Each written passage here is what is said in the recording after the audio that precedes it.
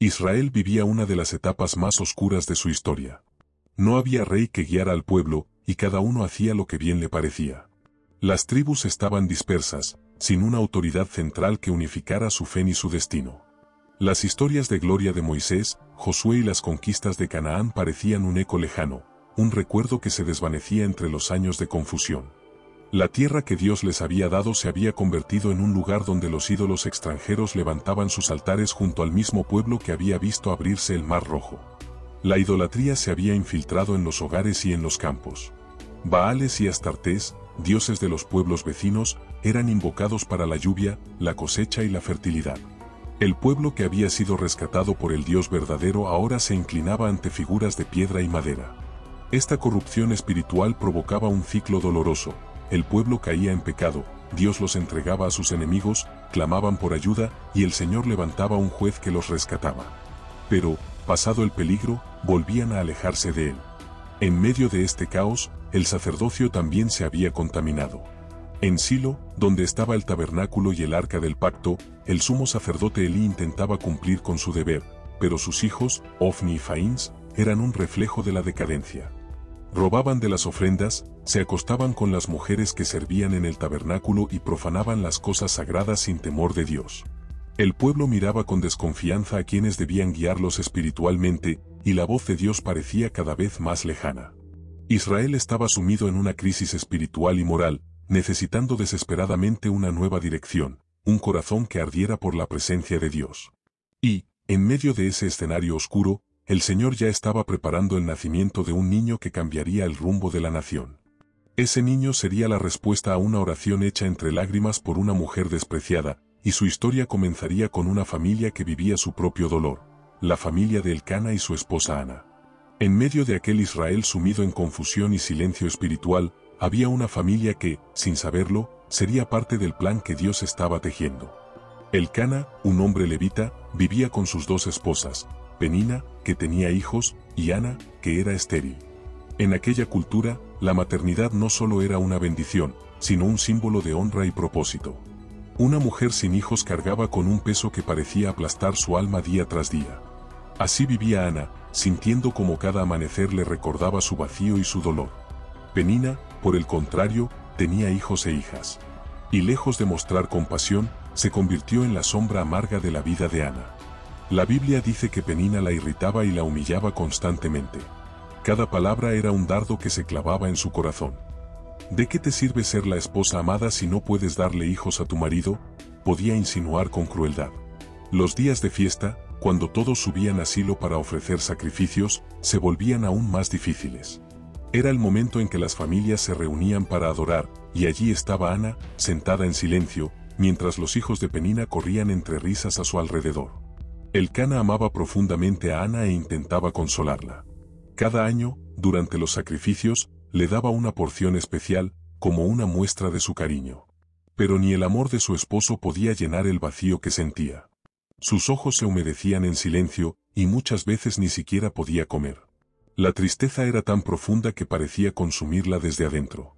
Sin embargo, aquel dolor no era solo una herida, era el inicio de un plan mayor. Lo que Ana no sabía era que Dios estaba preparando su corazón para una obra que marcaría el destino de toda una nación. En medio de las burlas y el desprecio, algo comenzaba a gestarse en su interior, un clamor profundo, una oración que nacería desde lo más íntimo de su alma. Fue precisamente en ese escenario de humillación donde Ana decidió llevar su dolor al único lugar donde podía encontrar esperanza, la presencia de Dios en el tabernáculo de Silo. Allí, su aflicción se transformaría en una súplica que cambiaría la historia de Israel y abriría la puerta al nacimiento de un profeta que escucharía la voz de Dios cuando toda una nación parecía sorda a ella. Aquel día, Ana llegó al tabernáculo con el corazón desbordado de tristeza y esperanza. El bullicio de las familias ofreciendo sacrificios y las risas de los niños la rodeaban, pero para ella todo parecía distante. Su dolor la había llevado a un punto donde solo quedaba una opción: volcar su alma delante del Dios de Israel. Se arrodilló en silencio, con lágrimas cayendo sobre el suelo sagrado de Silo. Sus labios se movían, pero no salía sonido alguno. Era un clamor que nacía más profundo que la voz, un grito silencioso que solo el cielo podía escuchar. Señor de los ejércitos, oraba en lo secreto de su corazón, si miras la aflicción de tu sierva y me das un hijo varón, yo lo entregaré a ti todos los días de su vida. Ninguna tijera tocará su cabeza, y será tuyo para siempre. En ese instante, Ana no solo pedía un hijo para saciar su vacío emocional, estaba haciendo un voto sagrado. Ofrecía lo que más deseaba en la vida, sabiendo que al recibirlo, también lo devolvería a Dios. Ese tipo de oración, nacida en el quebranto y marcada por la entrega total, es la que abre los cielos. Elí, el sumo sacerdote, la observaba desde la distancia y, al ver que movía los labios sin emitir sonido, pensó que estaba ebria. Se acercó y la reprendió. ¿Hasta cuándo estarás embriagada? Deja ya el vino. Ana, con respeto y dolor en su voz, le respondió. No, mi señor. No he bebido vino ni sidra. Solo estoy derramando mi alma delante del Señor. Soy una mujer con gran aflicción y he hablado hasta ahora por la magnitud de mi tristeza. Al escucharla, Elí percibió la sinceridad de su corazón y declaró una palabra de esperanza. Ve en paz, y que el Dios de Israel te conceda lo que has pedido. Ana se levantó con el rostro transformado. Algo había cambiado. Aún no veía la respuesta, pero su corazón estaba en paz porque había depositado su mayor deseo en manos de Dios. Su oración y su promesa serían la semilla de un milagro que no solo bendeciría su vida, sino que abriría un nuevo capítulo en la historia de Israel. Y fue así como, después de aquel encuentro en el tabernáculo, comenzó el tiempo de espera para la respuesta divina, la llegada del hijo prometido, Samuel, el niño que sería dedicado por completo al Señor. Pasaron los días y los meses, y algo comenzó a florecer en la vida de Ana, la promesa de Dios se estaba cumpliendo. La mujer que había derramado lágrimas en el tabernáculo ahora sentía el milagro creciendo en su vientre. Cada movimiento, cada señal de vida, era un recordatorio de que el Señor había escuchado su clamor. Aquella que había sido humillada y menospreciada por su esterilidad ahora llevaba dentro de sí la respuesta divina que cambiaría su historia. Cuando llegó el momento, Ana dio a luz a un hijo. Sus brazos sostuvieron por primera vez a ese niño tan esperado, y sus labios pronunciaron su nombre con gratitud, Samuel, que significa pedido a Dios o Dios escuchó. Cada vez que lo llamara, su corazón recordaría la fidelidad del Señor y aquel voto que había pronunciado entre lágrimas en el tabernáculo de Silo. La alegría de Ana no podía ocultarse. Su dolor se transformó en cántico y esperanza. La mujer que antes no podía comer, que lloraba en silencio ante la burla de Penina, ahora experimentaba la dicha que solo un milagro puede traer. Pero en su corazón había algo más que felicidad, había determinación, porque sabía que ese hijo no era solo suyo. Samuel había nacido con un propósito eterno, y ella había prometido entregarlo al servicio de Dios todos los días de su vida. Los primeros años estuvieron llenos de ternura y preparación.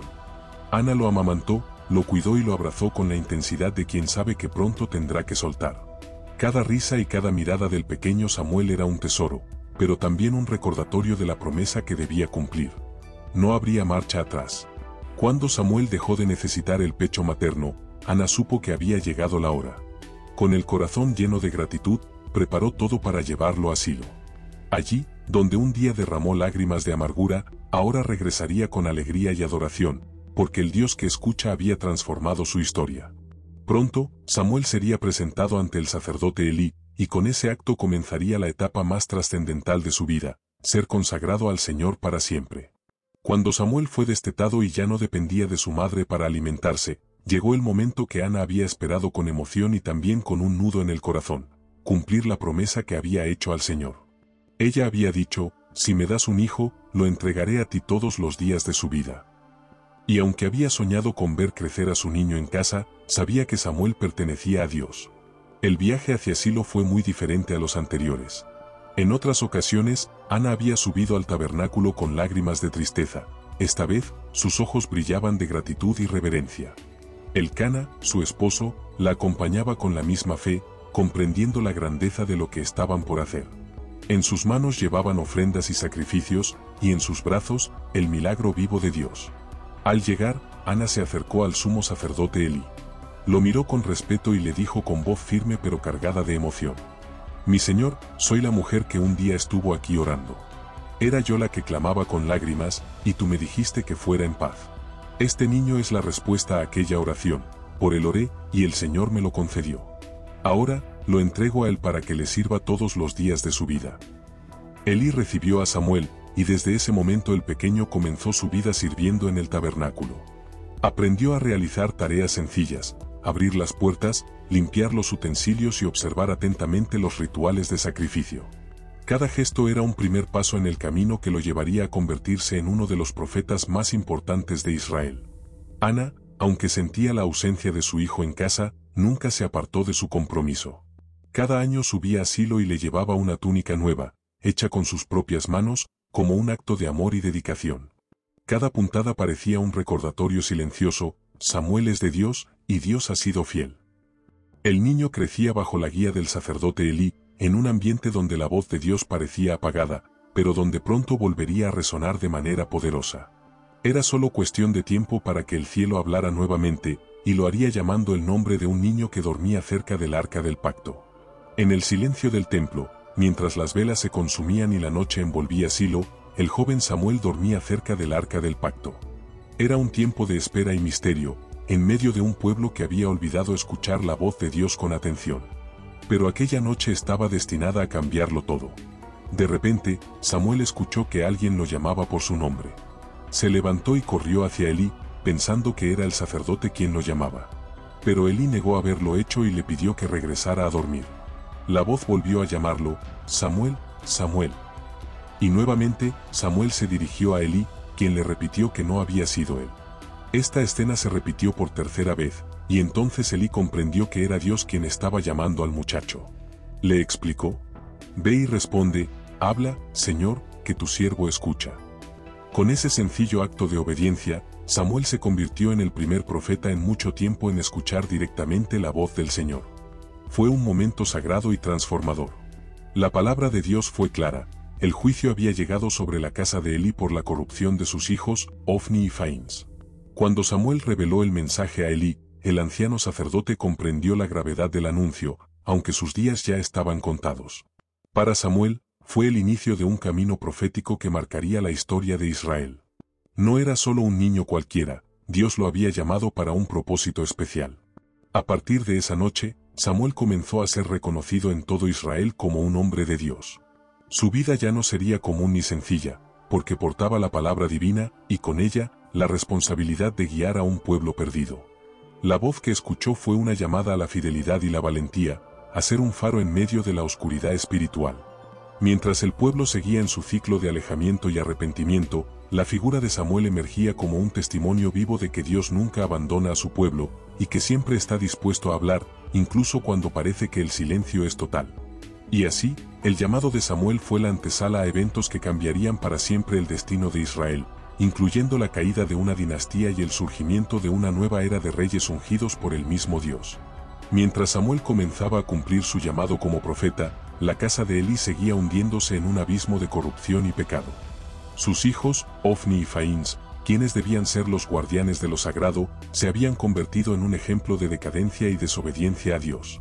No respetaban el altar, ni temían la presencia divina que allí habitaba.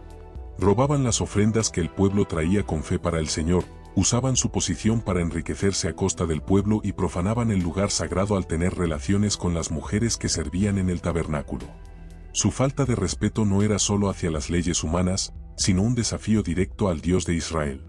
Elí, el sumo sacerdote y padre de estos hombres, había sido advertido por Dios a través de Samuel. El mensaje era claro y terrible: la casa de Elí sufriría el castigo divino por la impiedad de sus hijos. Pero Elí, envejecido y cansado, no pudo controlar ni corregir a sus hijos, ni impedir que siguieran en su camino de destrucción. Y entonces, la tragedia que Samuel había profetizado se hizo realidad. En una batalla contra los filisteos, el pueblo de Israel fue derrotado, y el arca del pacto, símbolo de la presencia de Dios, fue capturada. Cuando la noticia llegó a Silo, la desesperación se apoderó de Elí.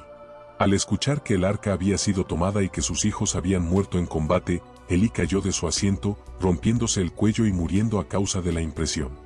La caída de la casa de Elí marcó el fin de una era en Israel. Su familia, que había estado al frente del sacerdocio durante generaciones, fue juzgada por la justicia divina. Su destrucción fue un llamado de atención para todo Israel. La santidad de Dios no se puede profanar sin consecuencias. Este evento también subrayó la importancia del joven Samuel, quien se levantaba como el nuevo líder espiritual, fiel y obediente a la voluntad del Señor. En un tiempo de decadencia y castigo, Dios enviaba un mensajero preparado para guiar a su pueblo hacia la restauración. Con la casa de Elí caída, Samuel se convirtió en juez y profeta, el último de su tipo, listo para enfrentar los desafíos que Israel tendría por delante. En los días de Samuel, el arca del pacto representaba la presencia tangible de Dios en medio de Israel. Era el símbolo sagrado que aseguraba la protección y la bendición divina sobre el pueblo elegido. Pero, en un giro inesperado y devastador, esa protección parecía romperse ante la amenaza de los enemigos de Israel, los filisteos. El pueblo de Israel, desesperado por la constante amenaza filistea, decidió llevar el arca al campo de batalla, pensando que con su presencia física asegurarían la victoria. Pero esta acción reflejaba más un acto de superstición que de fe genuina. La confianza en Dios se había debilitado tanto que buscaban el poder del arca como un amuleto, sin verdadera obediencia ni arrepentimiento. La batalla fue catastrófica. Los filisteos no solo derrotaron a Israel, sino que capturaron el arca del pacto. Esta pérdida no fue un simple golpe militar, fue un golpe espiritual y emocional para todo Israel. Era como si el corazón de la nación hubiera sido arrancado. La gente lloraba desconsolada al escuchar la noticia, y el dolor se extendió desde los soldados hasta los hogares. En Silo, la tristeza era palpable. La captura del arca era un símbolo claro de que Dios había apartado su favor por la corrupción y el pecado del pueblo y sus líderes. Esta humillación nacional marcó un antes y un después. No solo perdieron una batalla, sino que experimentaron la pérdida de la presencia visible de Dios entre ellos. Este momento de crisis fue también un punto de inflexión.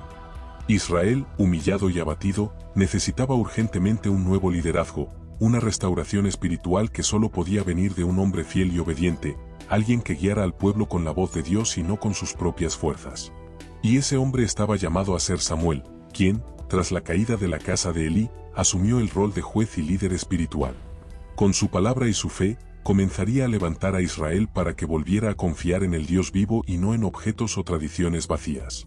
La historia de Samuel avanzaba, y con ella, la esperanza de un Israel renovado comenzaba a tomar forma, incluso en medio de la derrota y el dolor. Tras la dolorosa derrota y la humillación nacional que significó la captura del arca del pacto, Israel se encontraba sumida en un profundo lamento. En medio de esa oscuridad, surgió una figura que traería un rayo de esperanza: Samuel, el joven profeta que había escuchado la voz de Dios y recibido su llamado desde niño. Era el tiempo de que Samuel asumiera el liderazgo, no solo militar o político, sino espiritual, el más importante para el futuro de la nación. Samuel fue reconocido como el último juez de Israel, un cargo que combinaba la autoridad civil y religiosa. Pero su prioridad no era imponer leyes, sino restaurar la fidelidad del pueblo hacia Dios. Su misión era clara: llamar a Israel al arrepentimiento sincero y a la obediencia verdadera, para que el Señor volviera a habitar en medio de ellos. Con valentía y convicción, Samuel comenzó a recorrer las tierras de Israel, convocando al pueblo a reunirse en Mizpa. Allí, en un lugar simbólico, llamó a las tribus a dejar atrás los ídolos y a romper con las prácticas corruptas que los habían alejado de Dios. Su mensaje fue firme pero lleno de misericordia: si volvéis a Jehová con todo vuestro corazón, entonces Él os librará de la mano de vuestros enemigos. Este llamado no fue simplemente una invitación, sino un desafío a transformar vidas, a romper con la superficialidad de la religión y a vivir en verdadera comunión con el Creador. Samuel sabía que la salvación no venía por ritos vacíos o símbolos, sino por un corazón dispuesto a escuchar y obedecer la voz divina. El pueblo respondió. En Mizpa, se confesaron, se arrepintieron y renovaron su pacto con Dios. La presencia del Señor se hizo sentir, y pronto, bajo la guía de Samuel, Israel experimentó victoria sobre sus enemigos, especialmente los filisteos, quienes habían sembrado tanto temor. En una de esas batallas, Dios mismo intervino con poder, dejando claro que cuando Israel vuelve a Él, ninguna fuerza es demasiado grande. Para recordar esta intervención divina, Samuel erigió una piedra y la llamó Ebenezer, que significa hasta aquí nos ayudó Jehová. Este acto simbólico marcaba un antes y un después, un testimonio vivo de la fidelidad de Dios ante un pueblo arrepentido. Samuel no fue un líder perfecto, pero su fidelidad y temor a Dios le dieron la autoridad moral para guiar a Israel en tiempos turbulentos. Su legado como juez y profeta sería la base para la transición hacia una nueva etapa, el establecimiento de la monarquía en Israel. Después de la poderosa convocatoria de Samuel en Mizpa, el pueblo de Israel se reunió con un corazón renovado y una determinación firme para volver a Dios. En aquel lugar sagrado, las tribus se unieron para confesar sus pecados, dejar atrás la idolatría y pedir la intervención divina. Era un momento crucial. Israel no solo buscaba la victoria sobre sus enemigos físicos, sino también la restauración de su relación con el Dios que los había elegido. Mientras el pueblo oraba y ayunaba, los filisteos, que veían en Mizpa un punto estratégico, se preparaban para atacar y acabar con esta última resistencia de Israel. Pero Dios tenía preparado un plan que cambiaría la historia de ese enfrentamiento. Cuando los filisteos atacaron, Dios intervino con un poder sobrenatural. Según las Escrituras, hubo un estruendo, y el ejército enemigo fue desbaratado, huyendo ante la fuerza de Jehová. Esta victoria no fue resultado del ejército humano, sino de la obediencia y el arrepentimiento del pueblo, y la mano poderosa de Dios. Para conmemorar esta intervención divina, Samuel levantó una piedra y la llamó Ebenezer, que significa hasta aquí nos ayudó Jehová. Esta piedra se convirtió en un testimonio visible y tangible para las generaciones futuras. Dios es fiel y su ayuda siempre llega a tiempo cuando el pueblo se vuelve a Él. La victoria en Mizpa representó más que una simple batalla ganada. Fue un símbolo de la restauración espiritual de Israel, un recordatorio de que el poder de Dios no depende de armas ni estrategias humanas, sino de un pueblo dispuesto a caminar en su voluntad. Desde ese momento, la influencia de Samuel creció como juez y profeta. Su liderazgo se caracterizó por buscar la voluntad de Dios en cada decisión y por mantenerse firme en la fe, incluso cuando el pueblo enfrentaba grandes desafíos. Sin embargo, esta etapa de renovación y victoria también marcaba el preludio de un cambio importante.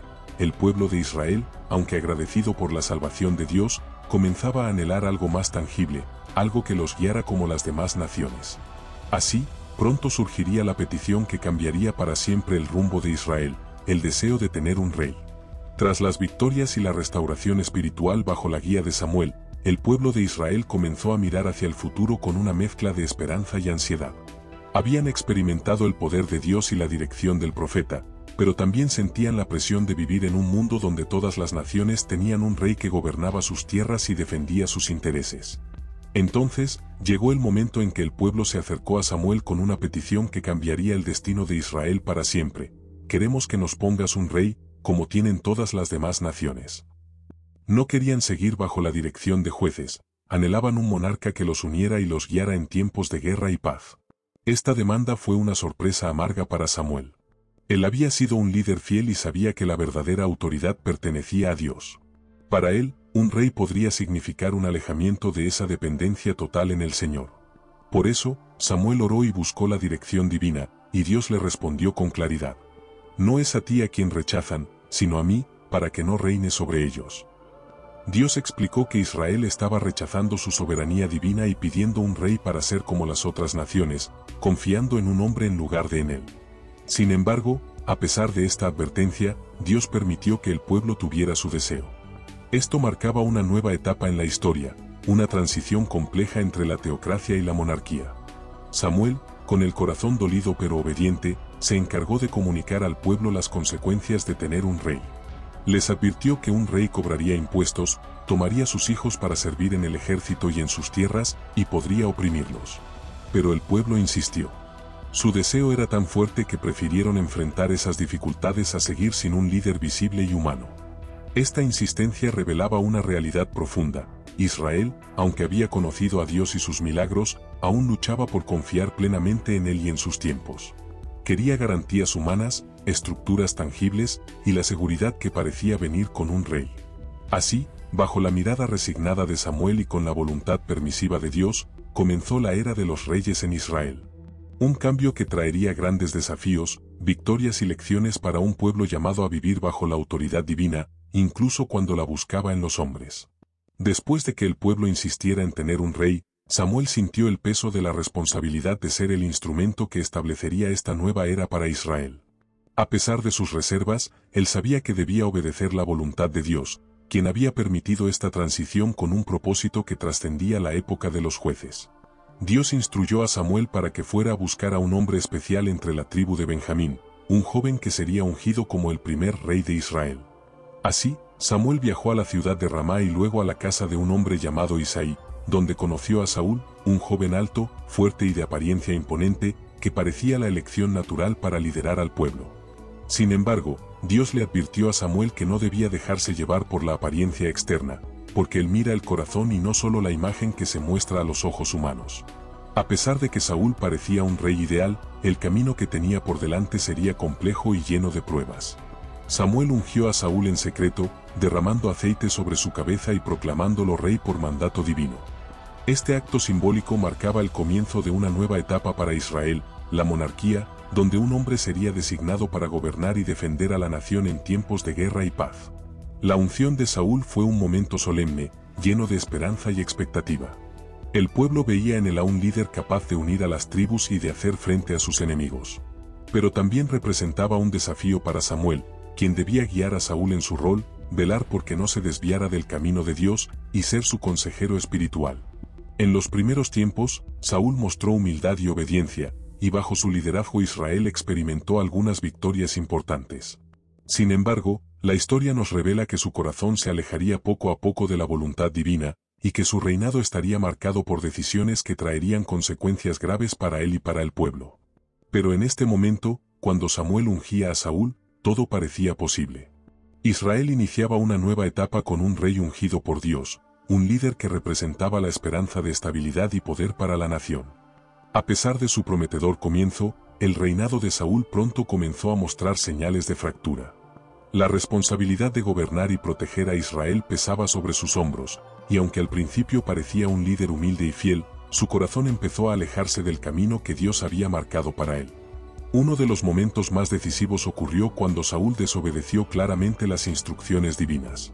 Dios le había ordenado destruir completamente a los amalecitas, una nación enemiga que representaba un peligro constante para Israel. Sin embargo, Saúl no cumplió la orden en su totalidad.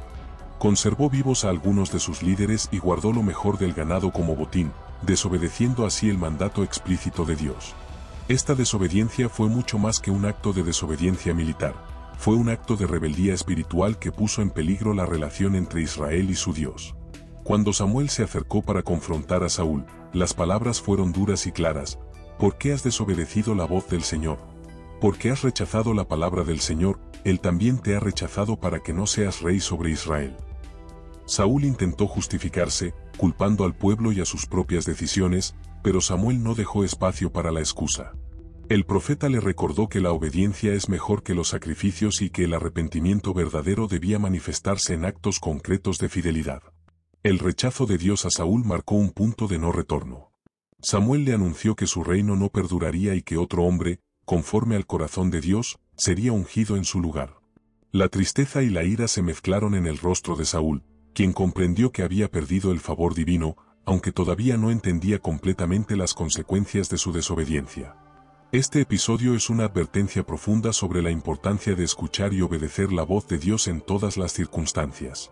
Saúl, a pesar de ser el primer rey ungido, mostró que el poder humano no puede sustituir la soberanía divina, y que la verdadera autoridad depende siempre de la fidelidad al Señor. Mientras tanto, Dios ya había elegido a otro joven que ocuparía el trono en el tiempo adecuado, un hombre cuyo corazón estaría alineado con la voluntad divina, y cuya historia cambiaría para siempre a Israel. Tras el rechazo de Saúl por su desobediencia, Dios encargó a Samuel una misión crucial: encontrar al nuevo rey, el hombre que reinaría conforme a su corazón. Este llamado fue un momento decisivo, no solo para Samuel, sino para toda la nación de Israel. La búsqueda comenzó en Belén, en la casa de Isaí, un hombre con varios hijos. Cuando Samuel llegó, fue presentado a los hermanos mayores, quienes a simple vista parecían los candidatos ideales. Eran altos, fuertes y de apariencia regia. Pero Dios detuvo a Samuel cada vez que intentaba ungir a uno de ellos, recordándole que Él no juzga por la apariencia externa, sino por el corazón. Finalmente, Samuel pidió que le trajeran al hijo más joven, que estaba cuidando las ovejas en los campos. Se llamaba David, un muchacho sencillo, humilde y aparentemente sin cualidades para gobernar. Pero Dios reveló a Samuel que él era el elegido. En un acto solemne, Samuel ungió a David en secreto, derramando aceite sobre su cabeza y proclamándolo el futuro rey de Israel. Esta unción no solo era un símbolo de autoridad, sino una señal de que Dios estaba actuando en lo oculto, preparando a un líder que cambiaría el destino de su pueblo. La elección de David fue una declaración clara: Dios valora la fe, la humildad y el corazón dispuesto, más que la fuerza o la apariencia. Aunque David era un joven pastor, su confianza en Dios y su integridad lo harían grande ante los ojos del Señor y de la nación. Mientras David continuaba cuidando las ovejas, lejos de la corte real, Dios estaba moldeando su carácter y preparándolo para desafíos mayores. La historia de David es la historia de un hombre que aprendió a confiar plenamente en Dios, enfrentó gigantes y se convirtió en un símbolo de esperanza y renovación para Israel. Samuel guardó el secreto de esta unción por un tiempo, sabiendo que la transición de poder no sería fácil ni rápida. Pero la semilla había sido plantada, y con el tiempo, David se convertiría en el rey más recordado y amado de Israel, el hombre conforme al corazón de Dios. Después de una vida dedicada por completo al servicio de Dios y de Israel, Samuel llegó al final de sus días. Su muerte marcó un momento de profundo duelo nacional, pues no solo había sido un juez y profeta, sino el faro espiritual en medio de tiempos turbulentos y confusión. El pueblo de Israel lloró la partida de un hombre que, con firmeza y humildad, había llamado al arrepentimiento, había guiado en la justicia y había mantenido viva la voz de Dios cuando muchos habían olvidado cómo escucharla. Samuel no solo administró la ley, fue un verdadero puente entre Dios y su pueblo, el último de los jueces que estableció las bases para la transición hacia la monarquía. Su legado quedó grabado en la historia de Israel como un ejemplo de fidelidad inquebrantable. A través de sus acciones, enseñó que el liderazgo auténtico debe estar siempre subordinado a la voluntad divina y que la verdadera fuerza viene de una relación profunda con Dios. Tras su muerte, aunque el pueblo enfrentó nuevos desafíos y luchas bajo los reyes, el recuerdo de Samuel permaneció como un llamado constante a volver a Dios con corazón sincero.